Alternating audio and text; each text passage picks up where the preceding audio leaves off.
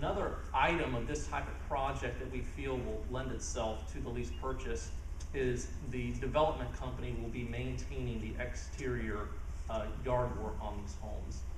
We are going to provide some incentives for the occupants to maintain their yards, but we do have it built in the budget that we will be maintaining that so that there is a very cohesive look from the outside.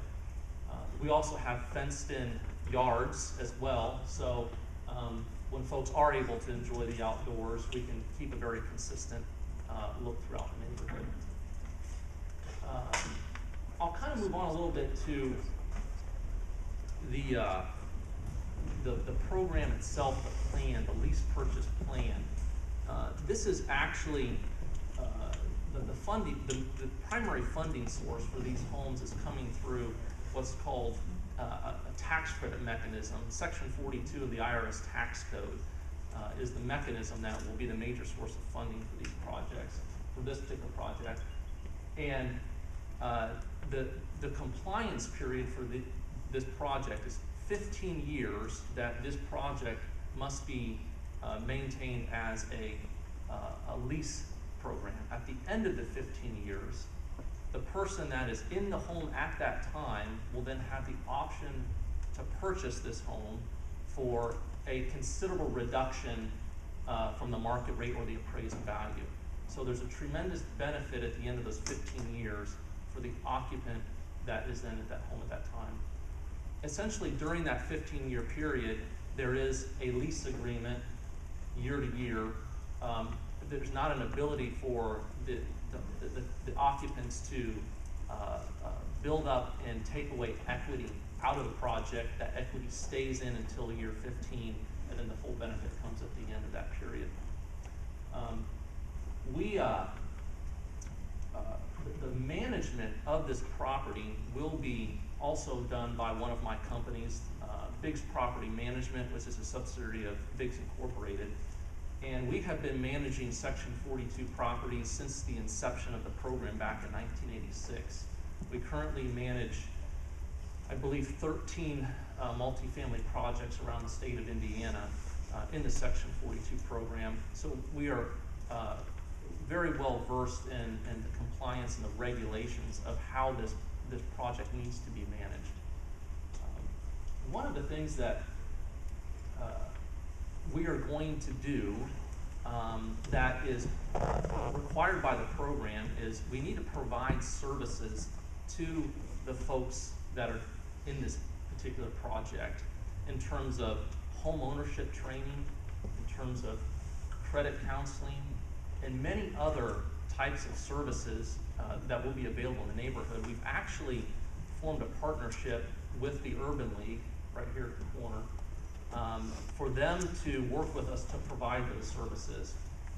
The actual leasing agent and the service coordinator will be working right out of the Urban League. So we're very happy about this partnership, this local partnership, that we can utilize folks from the neighborhood to reach out and connect with these folks and provide those types of services.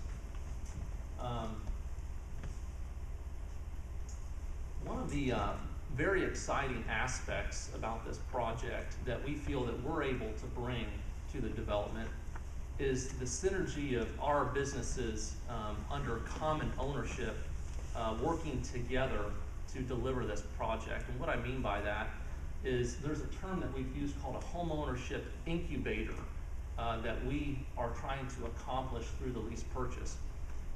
The way the program is set up through the IRS code is that they are expecting to have one homeowner be produced per one house that is constructed. Now, there may be different folks come and go during that 15-year period, but whoever, as I mentioned, is in the home at the end of the 15-year has the opportunity and the option then to purchase that home at a much reduced price.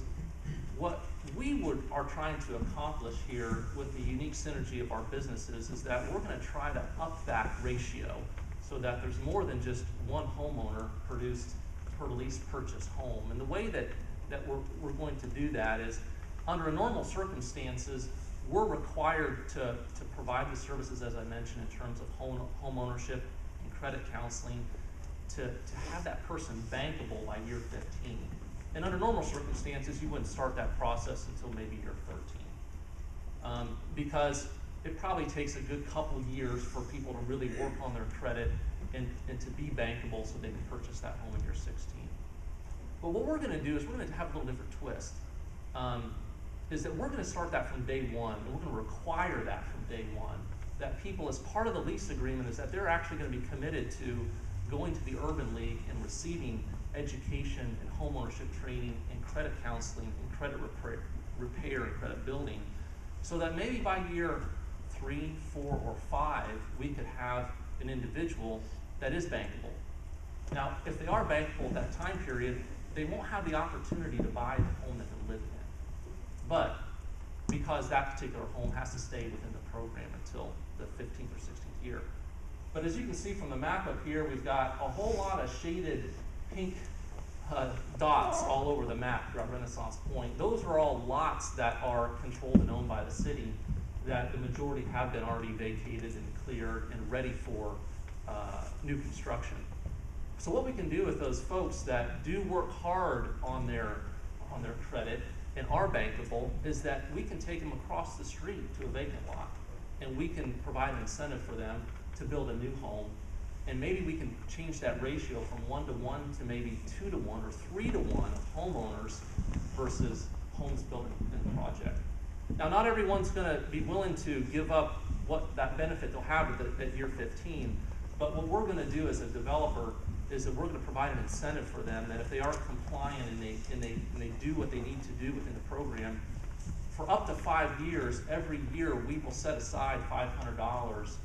So they will have up to $2,500 to go towards closing costs and upgrades in that new home. So there's going to be incentive that we will provide for them to transition from being just a tenant into a homeowner.